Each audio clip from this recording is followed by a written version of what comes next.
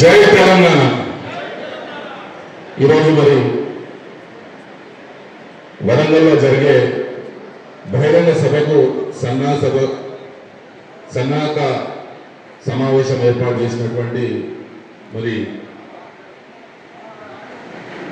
ఈ సన్నాహక సమావేశానికి ముఖ్య అతిథిగా వచ్చేసినటువంటి మరి మన ప్రియతమ నాయకులు ఉప్పల్ శాసనసభ్యులు శ్రీ బండారి లక్ష్మారెడ్డి గారికి, అలాగే మల్కాజ్గిరి పార్లమెంట్ నియోజకవర్గ ఇన్ఛార్జ్ శ్రీ రాగిడి లక్ష్మారెడ్డి గారికి, అలాగే వేదిక మీద ఉన్నటువంటి కార్పొరేటర్లు, మాజీ కార్పొరేటర్లు, కంటెస్టెడ్ కార్పొరేటర్లు, అలాగే మాజీ కౌన్సిలర్లు, మాజీ డివిజన్ అధ్యక్షులు, మరి వేదిక మీద ఉన్నటువంటి పెద్దలందరికీ పేరు పేరున నమస్కారాలు తెలియజేస్తా ఉన్నాం.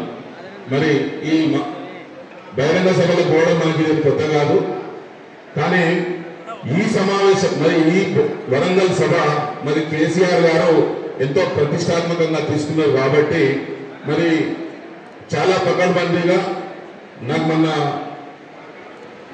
ఎమ్మెల్యే గారు చెప్తా ఉండే ప్రతి వెహికల్ కి మరి జిపిఆర్ఎస్ తో ట్రాక్ చేసి మరి ఎన్ని వెహికల్స్ మరి బహిరంగ బందీగా, ఎందుకంటే చాలా మటుకు బహిరంగ సభలు మనం సగం దూరం పోయే వరకనే అక్కడ స్టార్ట్ అయిపోతుంది. అట్లా కూడా జరగకుండా మనం బిఫోర్నే మనం ఏదైతే ప్రాంగణం ఉన్నదో సమావేశ ప్రాంగణం, బహిరంగ సభ ప్రాంగణంకు చేరుకోవాల్సిన అవసరం ఎట్లయినా ఉంటుంది.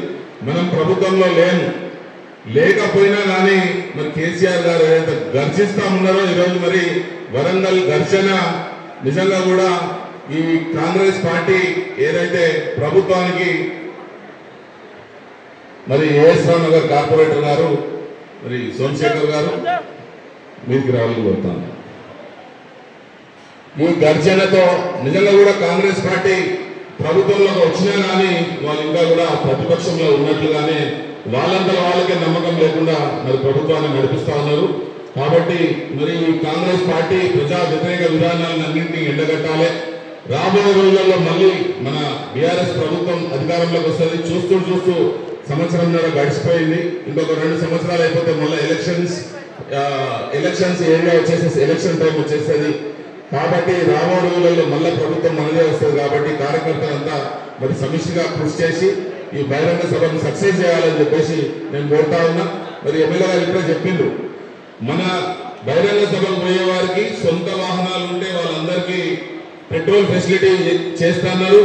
అట్లనే భోజనాల ఏర్పాటు కూడా చేస్తా అన్నారు. మరి ఎవ్వరికి కూడా అసౌకర్యం కాకుండా వాటర్ బాటిల్ అయితే భోజనాలు అయితే కానీ ఏవి కూడా ఎవరు కూడా తక్కువ కాకుండా చూడాలని చెప్పేసి ఎమ్మెల్యే గారు ప్రత్యేకంగా తెలియజేయడం జరిగింది.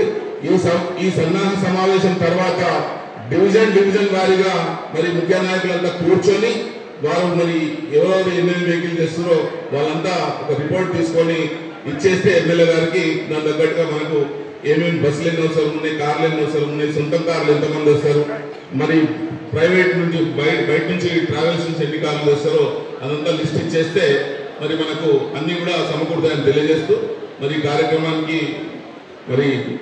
ఈ కార్యక్రమంలో నన్ను మాట్లాడడానికి అవకాశం ఇచ్చిన దేవేందర్ రెడ్డి గారికి ధన్యవాదాలు తెలియజేస్తాను.